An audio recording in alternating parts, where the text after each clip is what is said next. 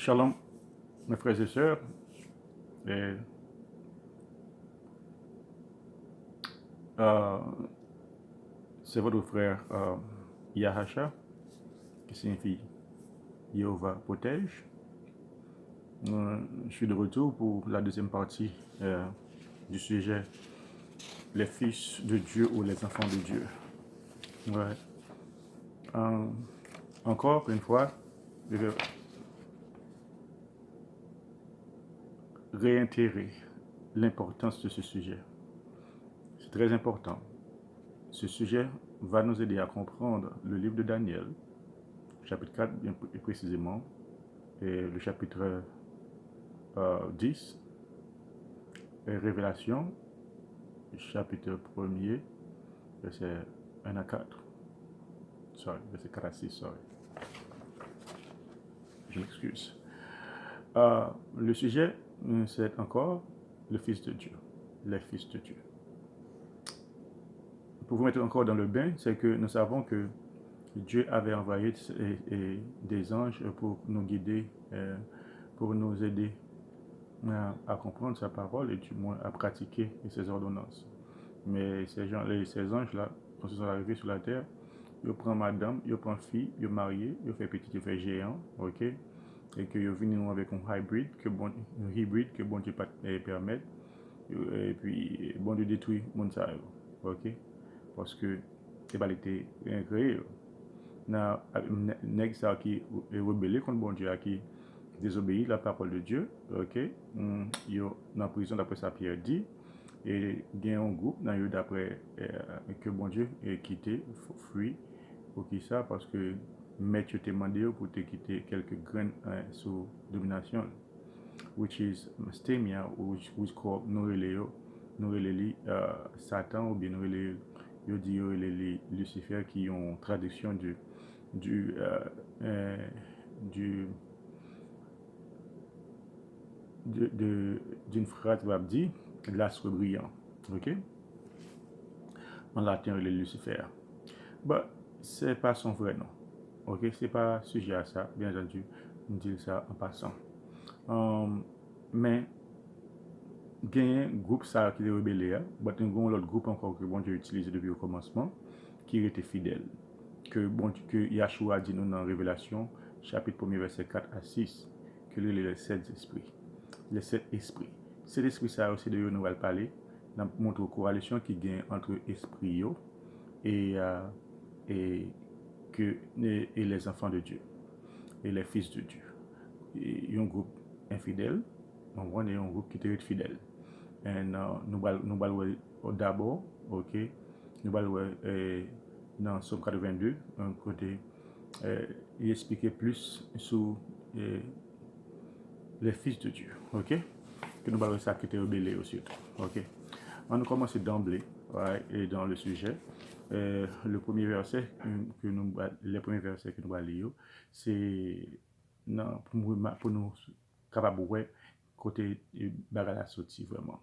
C'est Révélation chapitre 1er verset 4 à 6 pour nous faut songer de qui ça nous parle vraiment. Jean aux 7 églises qui sont en Asie, que la grâce et la paix vous soient données de la part de celui qui est, qui était et qui vient. Ouais, ça c'est le Père. Et de la part des 7 esprits qui sont devant son trône. Vous marquez bien souligner le mot, le mot 7 et esprit. Les mots 7 et esprit qui sont devant son trône.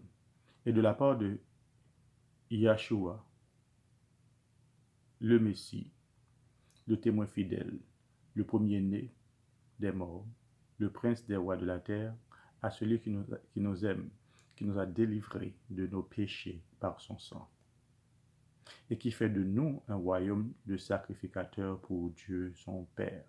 À lui soit la gloire, la puissance au siècle des siècles. Alléluia. So, nous voyons que, encore,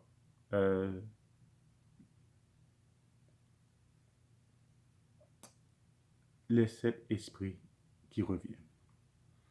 Qui sont ces 7 esprits? pourquoi Yahshua a-t-il mentionné cet esprit? Et nous savons depuis longtemps, quand nous étions à l'église, on nous dit qu'il y a le Saint-Esprit, le Père, le Fils et le Saint-Esprit. La Bible nous dit qu'il n'y a plus qu'un seul esprit.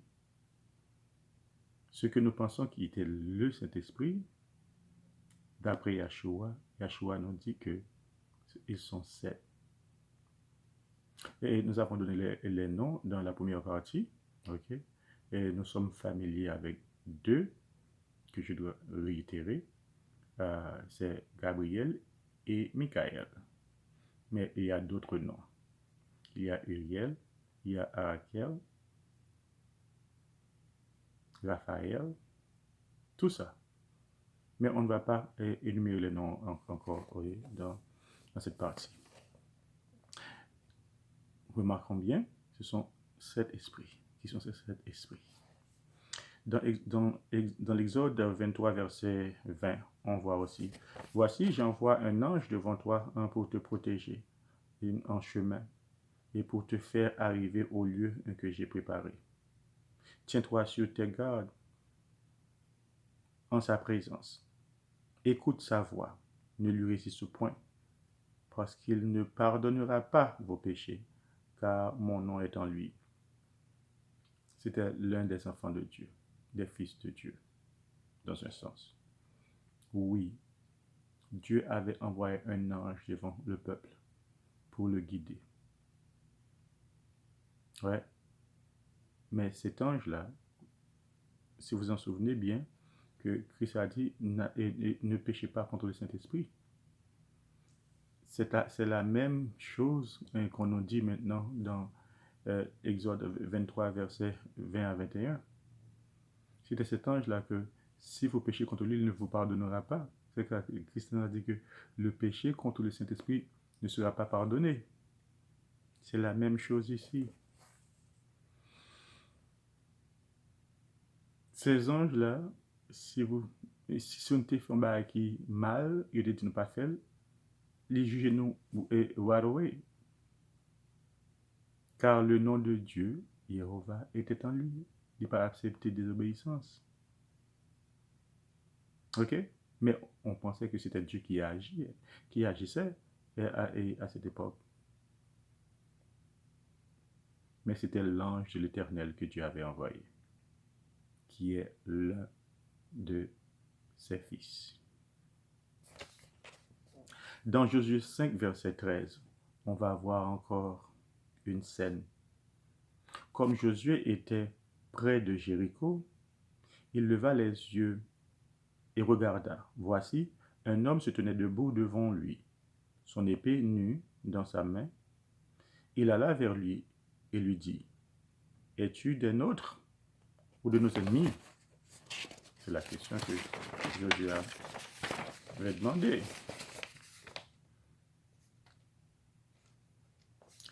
Verset 14. Il répondit: Non, mais je suis le chef de l'armée de l'Éternel. J'arrive maintenant. Josué tomba le visage contre terre, se prosterna et lui dit: Qu'est-ce que mon Seigneur dit à son serviteur?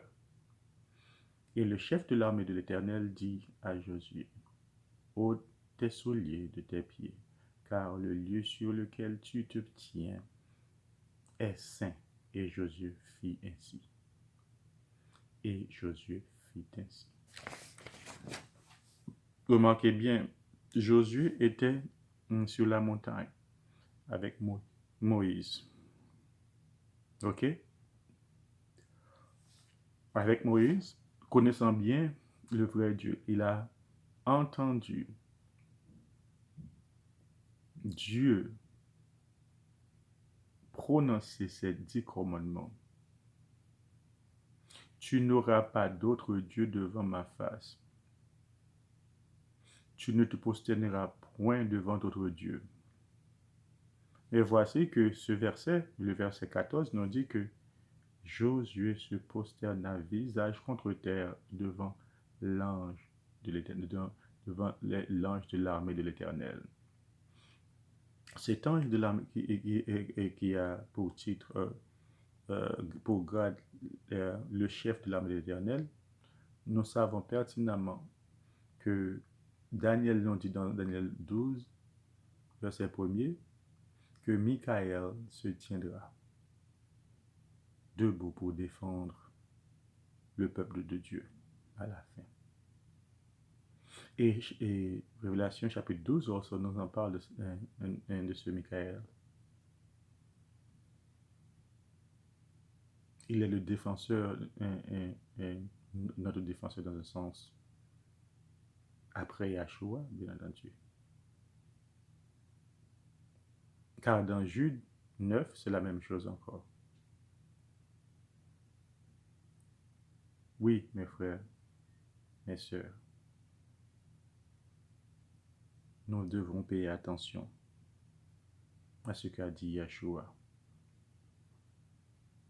Ce que ça ne dépend, c'est que c'était l'Éternel là, c'était bien que yo venu de l'Éternel, oui, yo relé l'Éternel, yo relé Dieu, mais c'était des anges agissant pour Dieu.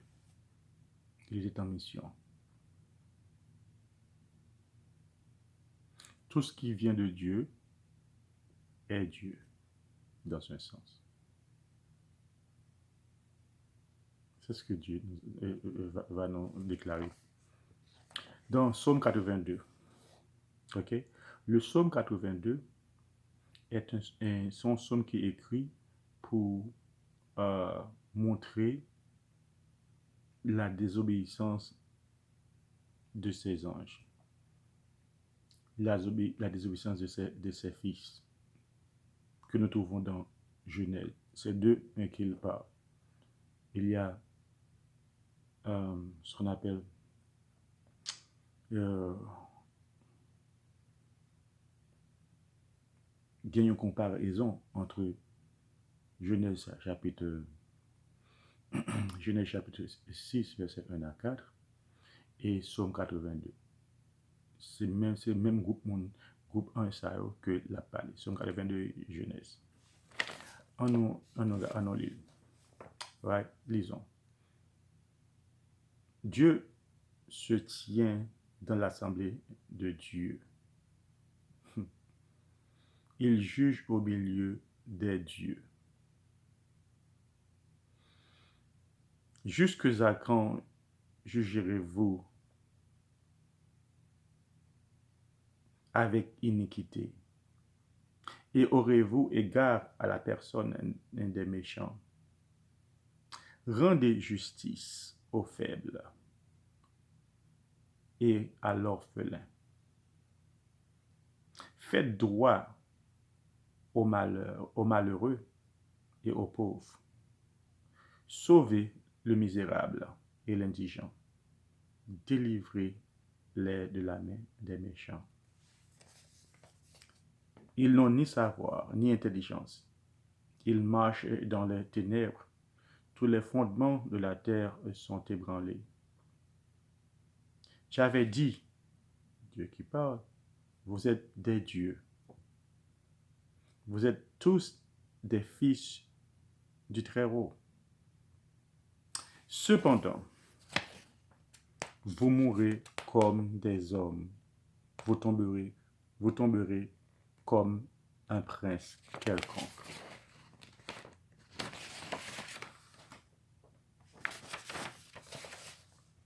Lève-toi, ô Dieu, juge la terre, car toutes les nations t'appartiennent. Mes frères, il y en a des gens qui ont tourné et retourné ce psaume pour l'appliquer aux humains. Le psaume 82 ne parle pas des humains. Il parle des anges déchus, les fils de Dieu. Ok?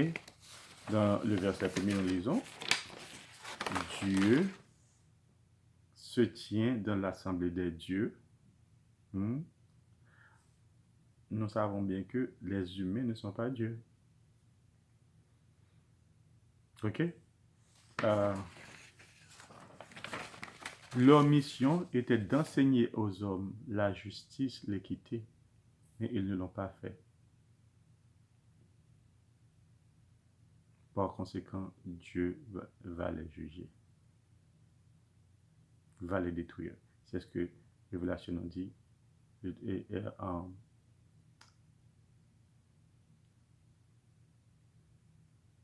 le feu qui était réservé pour Satan et pour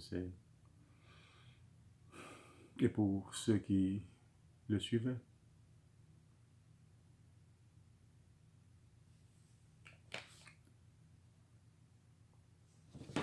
Psaume 89, verset 5. Ok? Les cieux célèbrent tes merveilles, ô Éternel, la fidélité dans l'assemblée des saints. Verset 6. Car qui dans le ciel peut se comparer à l'Éternel? Qui dans le ciel peut se comparer à l'Éternel? Qui est semblable à toi parmi les fils de Dieu? Dieu ne peut pas se comparer aux hommes dans ce sens.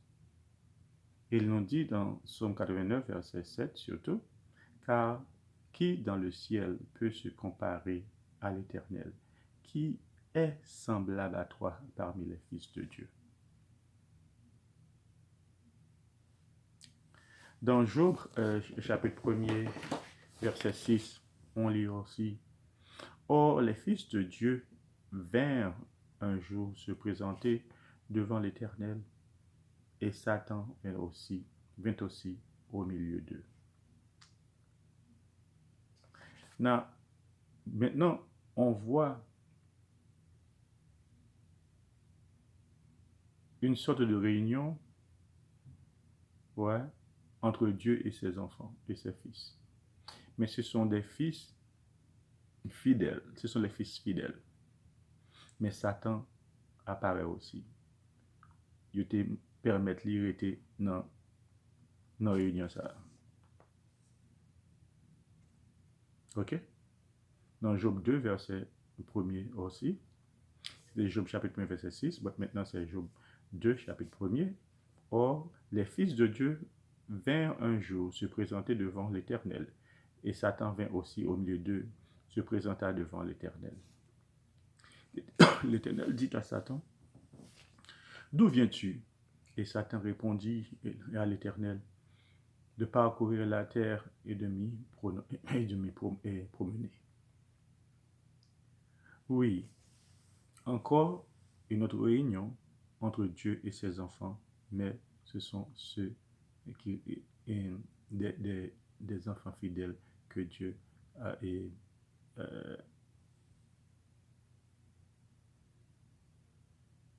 parlé. Oui, Satan présentait le tout, mais bon, Dieu te fait une réunion entre lui-même avec les petits Dieu qui sont fidèles à lui-même. Dans Job 38, verset 7 aussi, nous lit, alors que les étoiles du matin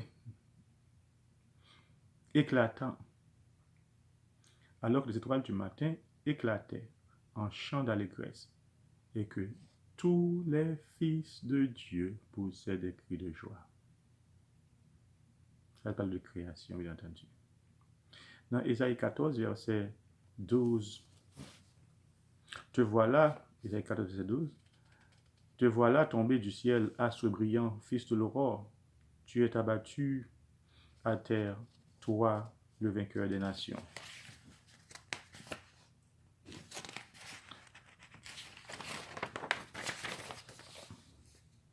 Tu disais en ton cœur, je monterai au ciel, je lèverai mon trône au-dessus des étoiles de Dieu. Je m'assiérai sur la montagne de l'assemblée, à l'extrémité du septentrion. Je monterai sur le sommet des nues, je serai semblable au Très-Haut. Mais Tu as été précipité dans le séjour des morts, dans les en profondeur de la fosse. Ça, on l'associe à Satan, ouais, qui voulait, c'est l'un des fils de Dieu encore, qui voulait mettre son trône plus haut que le trône de Dieu. Euh, dans Ézéchiel chapitre 28, verset 11, c'est la même histoire dans un sens. La parole, Ézéchiel 28, verset 11 jusqu'à 14. Bien entendu.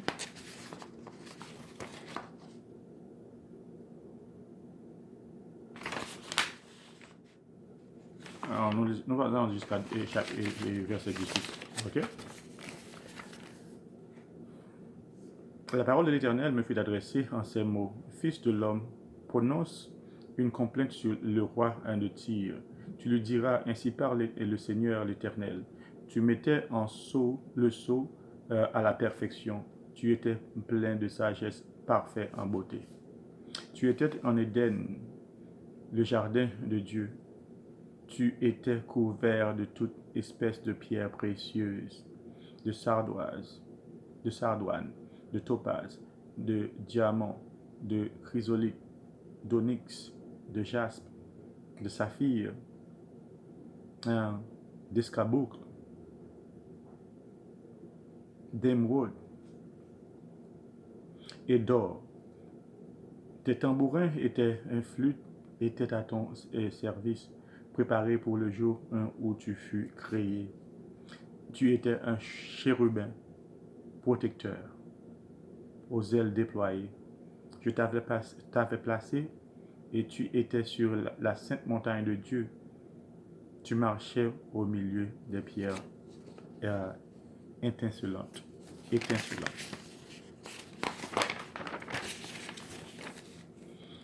Tu as été intègre dans tes voies depuis le jour où tu fus incréé jusqu'à celui où l'iniquité a été trouvée chez toi. Par la grandeur de ton commerce, tu as été rempli de violence et tu as péché. Je te ai précipité de la montagne de Dieu.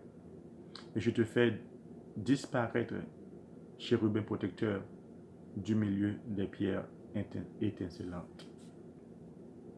Ton cœur s'est élevé à cause de ta beauté. Tu as corrompu ta sagesse par ton éclat. Je te jette par terre, je te livre un spectacle au roi. Par ta multitude de tes iniquités, par l'injustice de ton commerce, tu as profané tes sanctuaires. Je fais sortir du milieu de toi un feu qui te dévore. Je te réduis en cendres sur la terre aux yeux de tous ceux qui te regardent. Mes frères et sœurs, dans Ézéchiel, dans Ésaïe et en Ézéchiel, on ne parle pas d'un homme. On a mentionné au commencement le roi de Tyr. Le roi de Tyr n'était pas, si c'était un humain, mais le roi de Tyr n'était pas en Éden,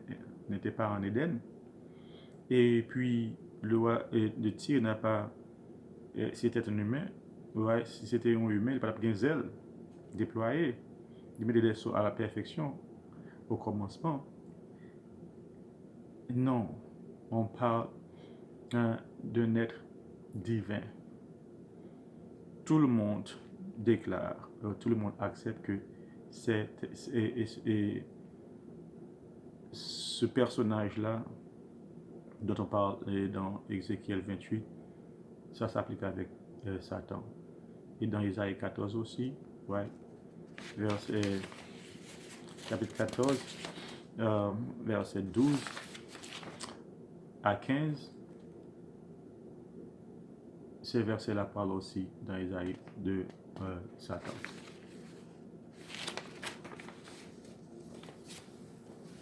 Oui, pour vous rappeler ce que nous parlons, c'est que je veux lire encore pour mettre en opposition ce que nous parlons, les 7 esprits qui restent fidèles à Jéhovah et les enfants de Dieu depuis le commencement qui devraient nous aider à observer, ou du moins nous conduire vers les commandements de Dieu, de la loi de Dieu, qu'ils ont échoué.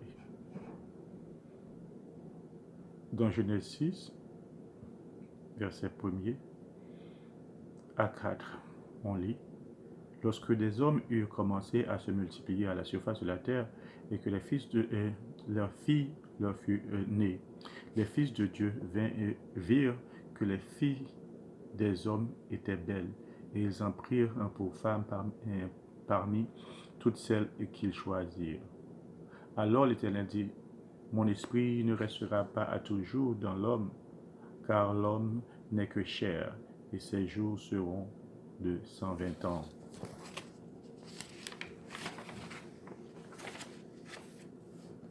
Les géants étaient sur la terre en ce temps-là, après que le Fils de Dieu fut venu vers les filles des hommes et qu'elle leur eut donné des enfants. Ce sont ces héros qui furent fameux dans l'Antiquité. Ça, ce sont les enfants de Dieu, les fils de Dieu, qui sont en contraste avec les 7 esprits, qui sont des enfants de Dieu aussi, mais qui sont restés fidèles à Dieu. Dieu les a utilisés depuis le commencement. Premièrement, nous voyons une rencontre avec Abraham, Jacob, Moïse, Josué, Daniel et d'autres. Pierre, Jean et Zacharie, Marie ont fait des rencontres avec plusieurs ou peut-être l'un d'entre eux, l'un des enfants de Dieu. Moi, souhaiter que nous comprenions ce sujet encore. Moi, souhaiter que la deuxième partie a été assez claire. Il y a assez d'évidence pour montrer que ça me va le dire dans le futur, il va aider nous à comprendre Daniel mieux. Encore une fois, c'est une question. Et numéro 305, 405, 347, 405, 4107. Sorry. Ok, c'est 347, 405, 41, 07. 347, 405, 41, 07. Email adresse c'est King and Priest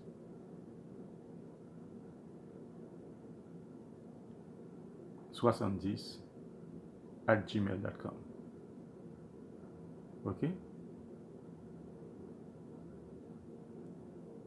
King and Priest 70 @gmail.com.